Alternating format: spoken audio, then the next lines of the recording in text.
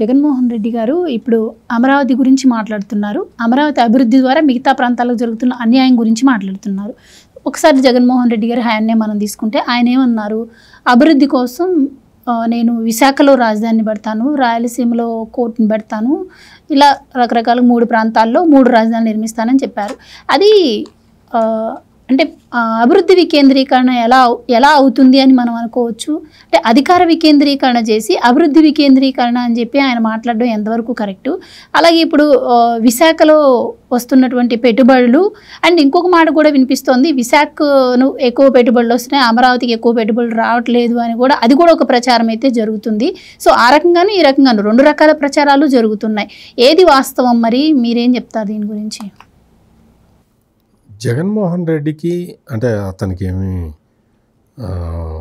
అతనికి సొంతానికి అంటే భారతీయ సిమెంట్కి ప్రాఫిట్ ఎట్లా రావాలి, లేదు సాండూరు పవర్కి దాని ఎసెట్స్ ఎట్లా పెరగాలి, ఇటువంటి ఆలోచనలు ఉంటాయి తప్ప ఆంధ్రప్రదేశ్ రాష్ట్రానికి మనం ఎట్లా సంపద సృష్టించవచ్చు, సంపద సృష్టించడం ద్వారా పేద ప్రజల జీవన ప్రమాణాలని ఎలా మెరుగుపరచవచ్చు, ఇటువంటి ఐడియాలు ఆయనకు ఉండవు.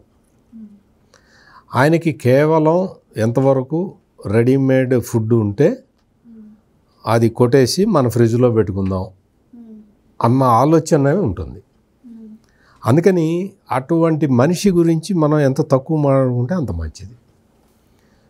మీకు నర్సీపట్నం వెళ్ళావు, నీ పర్పస్ ఏంటి? మెడికల్ కాలేజీలు చూపించటానికి.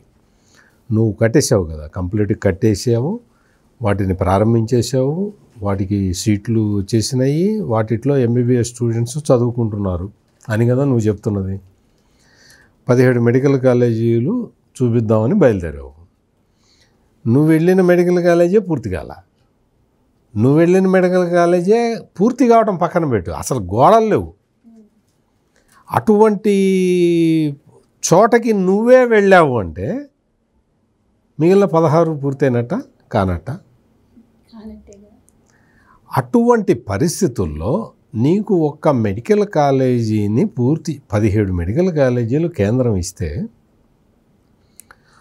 నీ 5 సంవత్సరాల కాల పరిమితిలో ఒక్క మెడికల్ కాలేజీని కూడా పూర్తి చేసే సామర్థ్యం లేని నీకు అమరావతి డెవలప్మెంట్ ఏం అర్థమవుతుంది, ఎట్లా అర్థమవుతుంది? విశాఖపట్నం డెవలప్మెంట్ ఎట్లా అర్థమవుతుంది? నీకు రాయలసీమలో నీకు ముఖ్యంగా అనంతపూర్ జిల్లాలో జరుగుతున్న డెవలప్మెంట్ నీకు ఏం అర్థమవుతుంది? నీకు ఏమీ అర్థం కాదు. నీకు నీ జిల్లాలో, నీ ఉమ్మడి కడప జిల్లాలో నువ్వు అక్కడ ఒక స్టీల్ పరిశ్రమని నేను తెచ్చేస్తున్నాను. తెచ్చావా? ఎన్ని రోజులైంది? ఎన్ని సంవత్సరాలు అయింది? నువ్వు ఎన్నిసార్లు దానికి నువ్వు మీ నాన్న దానికి ఎన్నిసార్లు శంకుస్థాపన చేశారు? తెచ్చావా? మరి ఎందుకు తేలా? విశాఖపట్నం చూస్తే లేదు, అసలు విశాఖపట్నం మీద జగన్మోహన్ రెడ్డి మొదటి నుంచి కన్నేసి ఉన్నాడు. అందుకనే అప్పుడెప్పుడో చాలా కాలం కిందట వాళ్ళ అమ్మని అక్కడ పోటీ పెట్టాడు ఎంపీగా. అప్పుడు చాలామందికి అర్థం కాలేదు, కానీ సబ్బం హరి అని ఆయన లీడరు, పెద్ద లీడరు, ఇప్పుడు లేరు, ఈజ్ నో మోర్. ఆయన క్లియర్ కట్గా చెప్పాడు, ఈ మొత్తం ఈ విజయలక్ష్మిని ఓడించండియా, ఇప్పటికే మొత్తం ఆ కడప జిల్లా నుంచి అడపంచలు కట్టుకొని దిగుతున్నారు. ఇక్కడ మొత్తం ల్యాండ్లన్నీ కబ్జా పెడతారయా, మొత్తం జాగ్రత్తగా ఉండాలి, ఇప్పటికే పెట్టేశారని చెప్పి ఆయన అప్పట్లోనే చెప్పాడు. చెబితే వైజాగ్ ప్రజలు చాలా తెలివిగా విజయలక్ష్మిని ఓడించారు. ఆ తర్వాత ఇతను ముఖ్యమంత్రి అయ్యాడు కదా ప్రమాదవశాత్తు. Is an accidental CM. ప్రమాదవశాత్తు ముఖ్యమంత్రి, ప్రమాదం ఆయనకు కాదు, ఆంధ్రప్రదేశ్కి. ఆ ప్రమాదవశాత్తు ముఖ్యమంత్రి అయ్యి మొత్తం విశాఖపట్నాన్ని ఎట్లా కొల్లగొట్టాడో మనం చూసాం.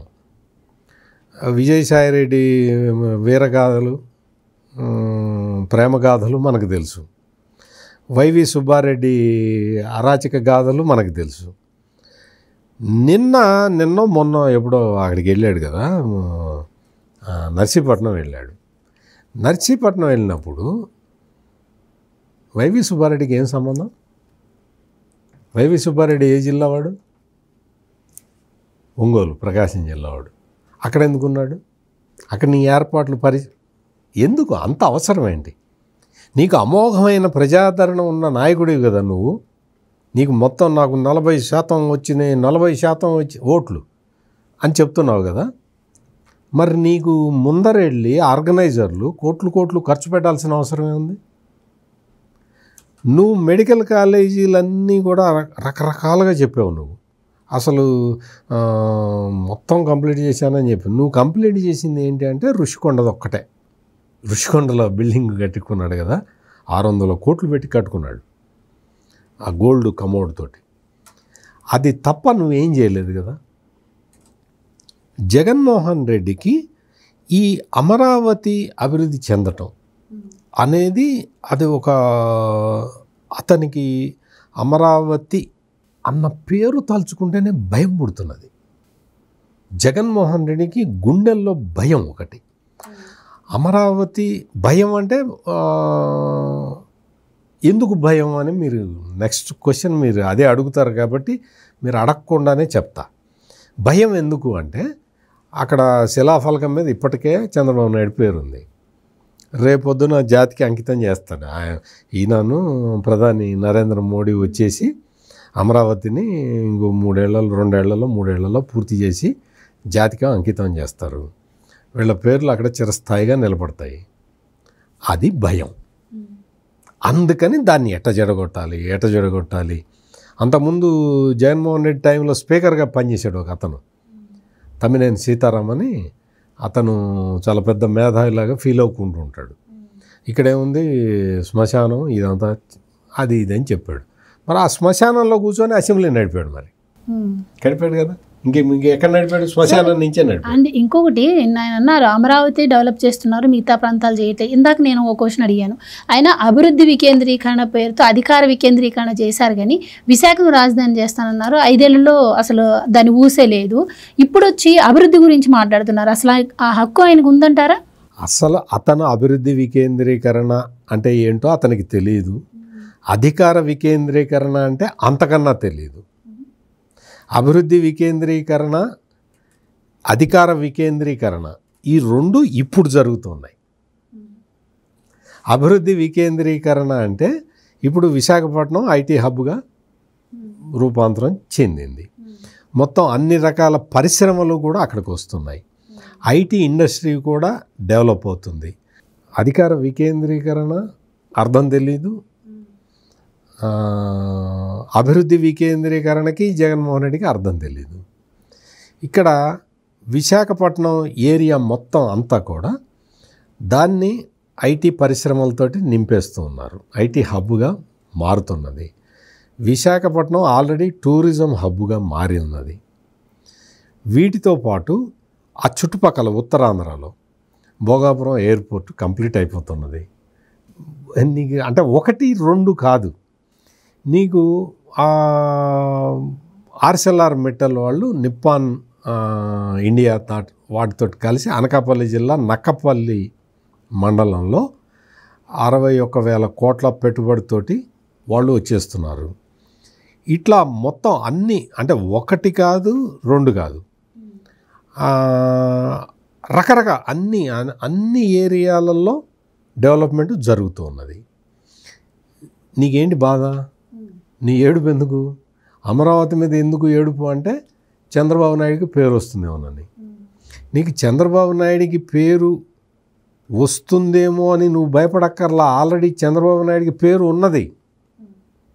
అందుకనే ఇంత షార్ట్ స్పాన్లో చాలా తక్కువ పీరియడ్లో 11 లక్షల కోట్ల రూపాయల పెట్టుబడులను ఆయన తేగలిగాడు. నువ్వు ఏడుస్తున్న కొద్దీ పెట్టుబడులు పెరుగుతూనే ఉన్నాయి. ఆంధ్రప్రదేశ్కి వచ్చే పరిశ్రమలు పెరుగుతున్నాయి. జగన్మోహన్ రెడ్డి ఎంత ఏడుపు గుక్కబెట్టి ఏడుస్తూ ఉంటే అంత ఎక్కువ పరిశ్రమలు వస్తూ ఉన్నాయి. అది ఆంధ్రప్రదేశ్లో జరుగుతున్నది. అందుకని ఉత్తరాంధ్ర వెళ్తాడు, అమరావతిని తిడతాడు. అమరావతి వస్తాడు, ఉత్తరాంధ్రని తిడతాడు. అటు రాయలసీమ పోతాడు, అమరావతిని తిడతాడు. ఈ టైపు రాజకీయాలు ప్రజలు రిజెక్ట్ చేశారు. ప్రజలు రిజెక్ట్ చేసిన ఒక రిజెక్టెడ్ పొలిటీషియన్ ఈ జగన్మోహన్ రెడ్డి. నీకు 151 స్థానాలు ఇచ్చి నెక్స్ట్ ఎలక్షన్లు జరగానే నేను తీసి ఇసిరి కొట్టారు అంటే దాని అర్థం ఏంటి? You are an rejected politician.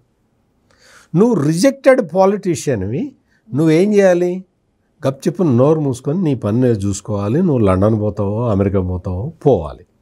ఆ లండన్ వెళ్తూ ఏదన్నా ద్వీపకల్పంలో ఆగుతావా నీ ఇష్టం.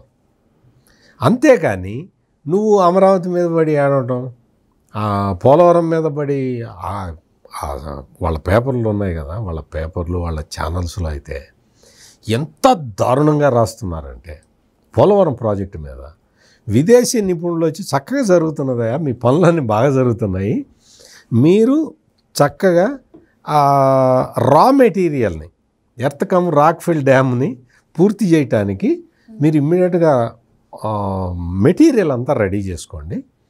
మెటీరియల్ రెడీ చేసుకోకపోతే అది డిలే అవ్వచ్చు, అందుకని చెప్తున్నామని చెప్పి వాళ్ళు చెబితే, అంటే ఇట్ ఈజ్ అ సజెషన్. నీకు ఒక సజెషన్ని వాళ్ళు ఇస్తే పోలవరం అయిపోయినాయి, పనులు అయిపోయినాయి అని రాసుకున్నాడు. అమరావతి మునిగిపోయింది, అమరావతి మునిగిపోయింది. ఏం మునిగిందిరా వచ్చి చూడు. నువ్వు కట్టిన మెడికల్ కాలేజీలు మునిగిపోయినాయి. ఎక్కడ అన్ని చోట్ల నీళ్ళు ఉన్నాయి. మొత్తం ఆయన ఎవరో ఆ బాపట్ల కాలేజీని, మెడికల్ కాలేజీని చూపించాడు ఆయన, బీసీ రెడ్డి అనే ఆయన, ఒక యూట్యూబర్. ఆయన మొత్తం అన్నీ మునిగిపోయి ఉన్నాయి. మరి అవేంటి, వాటి పరిస్థితి ఏంటి? అందుకని జగన్మోహన్ రెడ్డికి తన కంపెనీల అభివృద్ధి తప్ప రాష్ట్ర అభివృద్ధి అనేది అతనికి తెలియదు, అతనికి తెలిసినా చెయ్యడు. ఈ అభివృద్ధి వికేంద్రీకరణ, అధికార వికేంద్రీకరణ అన్న కాన్సెప్ట్లే లేవు. 5 డిప్యూటీ సీఎంలని పెట్టుకొని ఎవడికి ఏమీ తెలియదు. ఆడి శాఖ ఏంటో ఆడికే తెలియదు. ఆ శాఖలోనే అడ్డం పెట్టుకొని కుంభకోణాలు చేసుకున్నారు. ఇప్పుడు అందరు జైళ్ళకి తిరుగుతున్నారు. ఇటువంటి పరిస్థితుల్లో ఇందాక నేను చెప్పింది అభివృద్ధి వికేంద్రీకరణ చేత కాదు జగన్మోహన్ రెడ్డికి అని చెప్పడానికి ఎగ్జాంపుల్స్ చెప్పాను. అధికార వికేంద్రీకరణ చేత కాదు అనేదానికి ఎగ్జాంపుల్స్ చెప్పాను. అందుకని జగన్మోహన్ రెడ్డి ఒక రిజెక్టెడ్ పాలిటీషియన్ కాబట్టి ఆ విధంగానే ఉంటే బెటరు.